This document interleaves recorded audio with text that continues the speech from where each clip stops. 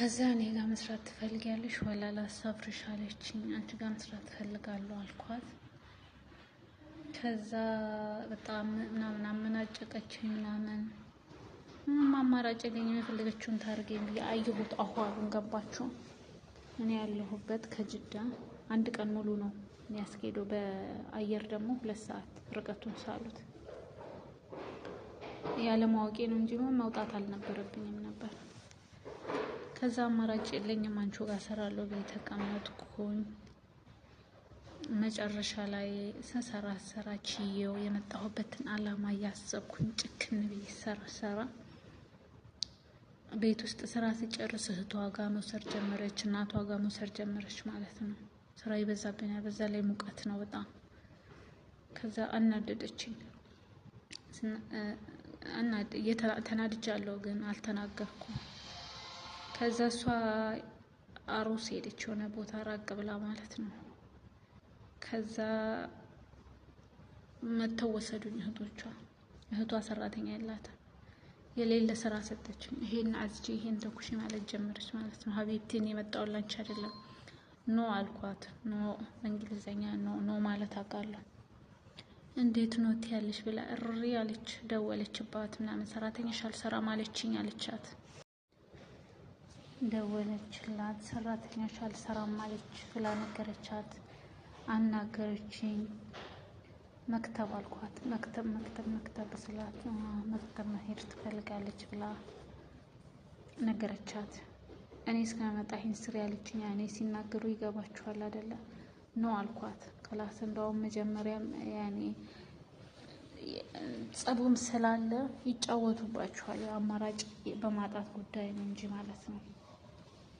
መክተብ ቢሮ አልኳት። ከዛ እህቷን አድርሻት አለቻት። እህቷ ደግሞ አላደርስም አለቻት። ከዛ እኔ ሻንጣዬን ተሸክሜ የተነሳሁኝ። ሂጂ ውጪ ብላ ወላሂ ላዚም ነው የምላችሁ፣ ውሸቴን የዋሸሁ አይደለም። በሩን ዘጋችብኝ። ከእናንተው ቤት አልኩኝና ወጣሁ። ወላሂ ላዚም ዚክር እያደረኩ ባፌ ተውበት እያደረኩ ያ ረቢ ያደረከኝን አድርገኝ በቃ ከሚጫወቱብኝ ብዬ ዝም ብዬ መሄድ ጀመርኩኝ። ከዛ ምን ያጋጥመኛል? ፖሊስ አሁንም ያ ፖሊስ የት ያደርሰኛል? መክተብ። አሁን ቀጥታ ከሴትዮዋ ጋር ነው የተጣላሁት፣ ከማንም ጋር አይደለም። ከዛ የት መሄድ ነው የምትፈልጊው ሲሉኝ 1 ቀን አሳደሩኝ እዛ መክተብ አልኳቸው። ፓስፖርቴንም በእጄ ነው ያለው። አሁን ፓስፖርቴን ሲያዩት የመክተቤ ስም ታወቀ። መክተቡን አደረሱኝ እዛ ፖሊስ ጣቢያ 2 ቀን አድሬ ሱብሃንአላህ። እዚህ መሬቱ ላይ ማለት ወለሉ ላይ ሙቀቱን እንግዲህ አትጠይቁኝ። አሁን ሰኔ ወቅት ነው ሳውዲ ላይ ሄድኩትና በጣም ይሞቃል። ሱብሃንአላህ አሁን ላይ ሆኜ ሳስበው ወይኔ ነው ያልኩት። በብልጠትም አልሰራ አልኩኝ። ታውቃላችሁ ያኔ አዲስ ስለሆነ በብልሃት ነው አሁን እየሰራን ያለው እንጂ አረብ ስራ ይከብዳል አይደል? ትንሽ ታርፋላችሁ እንሰራለን ምናምን በብልሃት ያኔ። አሁን አየሩንም ስትለምዱት ምግቡንም ስትለምዱት ቀላል ነው የሚሆነው። ያኔ ግን ሁሉ ነገር አዲስ ሲሆንባችሁ ያበሳጫችኋል፣ ያቅበጠብጣችኋል። ከዛ ቢሮ አደረሱኝ። ያ ቢሮ ሌላ ቤት ቀየረልኝ። ወደ ኢትዮጵያ መሄድ ትፈልጊያለሽ አለኝ። ሌላ ቤት አልኳቸው። ሌላ ቤት ቀየሩልኝ።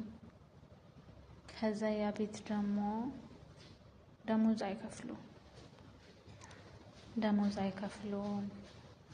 ሰውየው ሌላ ነገር ይፈልጋል ማለት ባለጌ ነገር ነው ማለት ነው። ካሜራ አለ ቤት ውስጥ። ሱብሃንአላህ ያሳለፍኩት ቻሌንጅ። ከዛ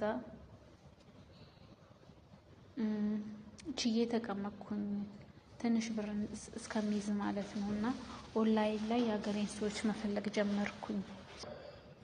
የ2 ወሩን እግሩን ስሜ ሰውየውን እግሩን ስሜ ልጅ አለኝ ተርባዋል ምናምን ብዬ ሰውየው ምናምን ሌላ ነገር ይፈልጋል። ሴትዮዋ ደግሞ ጠሽ ነገር ነች፣ የሆነ መጅኑን ነገር ነች። አንዳንዴ ነው እንጂ በዛ ላይ ካሜራ አለ። ሱብሃንአላህ።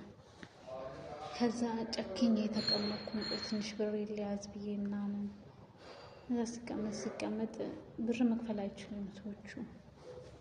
ሳያቸው እነሱም የሚያዋጡኝ አይደለም። እንደምንም 4 ወር ሰራው። የሀገሬ ልጆች ላይ መፈላለግ ጀመርኩ። ድራይቨር የሚሰሩትን ምናምን መጨራረስ ጀመርኩኝ በራሴ ማለት ነው። ለምን አሁን ብር እያስኩኝ ነው። ከዛ ሰዎች ድራይቨርንም አገኙ የሀገሬ ልጅ ምናምን ሎኬሽን ላኩ። የ4 ወር እንደምንም ተቀመጥኩኝ። አልቅሼ ወላሂ ነው የምላችሁ እንባዬ ጠብ አድርጌ አልቅሼ እንደዚህ ተቸግረዋል ቤተሰቦቼ ልጅ አለኝ ተርበዋል ምናምን ብዬ ተቀበልኩኝ። እንደዚህማ 2 ዓመት አልቀጥልም ብዬ እናሰብኩ መጥፋት። ከዛ ጠፋሁኝ። ሎኬሽን ልኬ መጣ። ድራይቨር ወሰደኝ ሌሊት። ከዛ ካለሁበት መዲና ስንደርስ በጣም ሩቅ ነው ብያችኋለሁ። ጅዳ ለመድረስ 1 ቀን ሙሉ ነው የሚካሄደው፣ ሩቅ ነው። ከዛ ተጉዘን መዲና ስንደርስ ኬላ ላይ ተያዘን። ለካ አይዲ መያዝ ነበረብኝ። ፌክ አይዲ ያላቸው እነዚህ ድራይቨር ሰው የሚወስዱትና አልሰጡኝም እነሱና ከላስ የሆነ ህልኋችሁ ሲያልቃል አይደለም። ከዛ ሱብሃንአላህ ይከብዳል በጣም። በስ ኬላው ላይ ተያዝኩኝ። አሁንም የት ይዘውኝ ይሄዳሉ? የሆነ ቦታ። ሱብሃንአላህ ወላሂ ላዚም በጣም ብዙ ፈተና አይቻለሁ። ይሄ እኔ ፈተና ግን ሰውን እንዲገጥመው አልፈልግም ድጋሜ ማለት ነው። እንደው ፕሊስ ለእህቶቼ ሼር አድርጉላቸው ይማሩበት። ከዛ እላችኋለሁኝ የሆነ ቦታ አሳረፉኝ። ከዛ የት ያደርሱኛል? ኤምባሲ። አሁን የመጨረሻ ነው። ኤምባሲ አደረሱኝ። ለምን መጀመሪያ መጥቼ በ3 ሳምንቴ ፖሊስ ይዞኝ አሻራ ወስዶኛል። አሁን 2ኛዬ ነው አሻራ ስሰጥ ማለት ነው። ከዛ ኤምባሲ ያደረሱኝ ሪያድ። እዛ ወር ፈተኑኝ ነው የምላችሁ። ወር ሲያጣሩ ምን ሲሉ ወር ነው የተቀመጥኩኝ በራብ። በቀን 1 ነው ምግብ የሚያመጡላችሁ። ሙቀቱ፣ ሽታው ወር እዛ አሹኝና ወዴት ይሸኙኛል? ወደ ኢትዮጵያ ብሎክ አድርገው ማለት ነው። ከዛ ሱብሃንአላህ ብሎክ አድርገው ወደ